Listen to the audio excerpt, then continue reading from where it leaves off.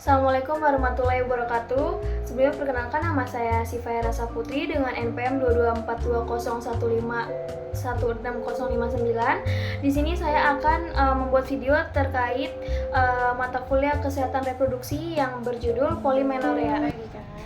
Sebelumnya perkenalkan, saya Sifaya Rasa Putri, mahasiswa keperawatan Universitas Nasional. Di sini saya akan memberi informasi terkait polimenorea. Sebelumnya boleh perkenalkan nama dan misalnya Kak? Saya Rizka Safitri, umur saya 21 tahun. Oke, Kak Rizka, boleh minta waktunya sebentar ya Kak terkait ini nih, Kakak bisa lihat. Oke, di sini aku mau ngejelasin nih Kak terkait polimenorea. Nah, di sini tuh polimenorea itu karena suatu kondisi di mana siklus menstruasi menjadi lebih pendek atau dari biasanya Kak. Biasanya kan siklus menstruasi itu 21 sampai 35 hari ya. Nah, ini siklusnya itu berlangsung kurang dari 21 hari Kak.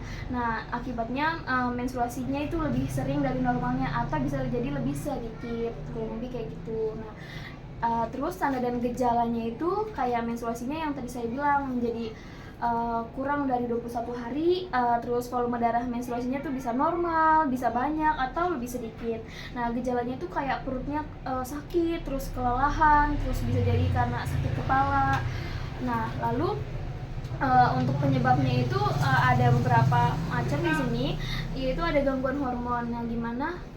Kenapa gangguan hormon? Karena kebanyakan wanita itu mengalami penyakit tiroid atau sistem kekebalan imun tubuhnya. Nah, makanya di situ gangguan hormonnya itu salah satu faktor penyebab dari polimenorea ini sendiri. Nah, yang kedua itu ada stres, yang dimana stres itu kan dipengaruhi oleh pikiran, yang dimana bisa mengeluarkan hormon yang mengakibatkan siklus haid itu jadi tidak teratur gitu. Yang ketiga itu penurunan berat badan drastis, itu terjadi karena gangguan fungsi dan kerja hormon.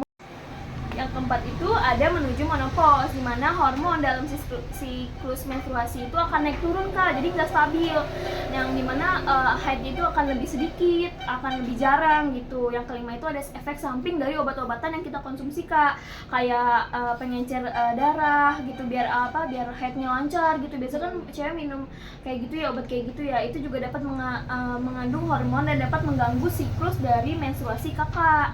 Nah, di sini ada pencegahannya nih Kak. Nih, pencegahannya itu ada kayak tadi kan hormon ya, dari penyebabnya hormon. Nah, makanya dicegahnya yaitu menjaga keseimbangan dari hormon, yang dimana mengolah stres dengan teknik relaksasi, yoga atau meditasi gitu, biar kayak stresnya menurun gitu. Terus tidurnya juga cukup dan pola hidup sehat, kayak makan makanan sehat gitu, rajin olahraga. Terus ada perawatan kesehatan reproduksi, yang dimana pemeriksaan rutinnya itu ke dokter kandungan biasanya Kak, kalau misalkan di rumah sakit biasanya. Terus yang kedua itu menghindari penggunaan alat kontrasepsi, dan yang terakhir itu ada gaya hidup sehat, dimana kita mengonsumsi makanan yang bergizi seimbang atau makanan yang kaya serat gitu. Jadi asupan yang kita makan itu juga sangat berpengaruh sekali terhadap siklus menstruasi. Yang kedua itu menghindari alkohol, merokok dan zat adiktif lainnya.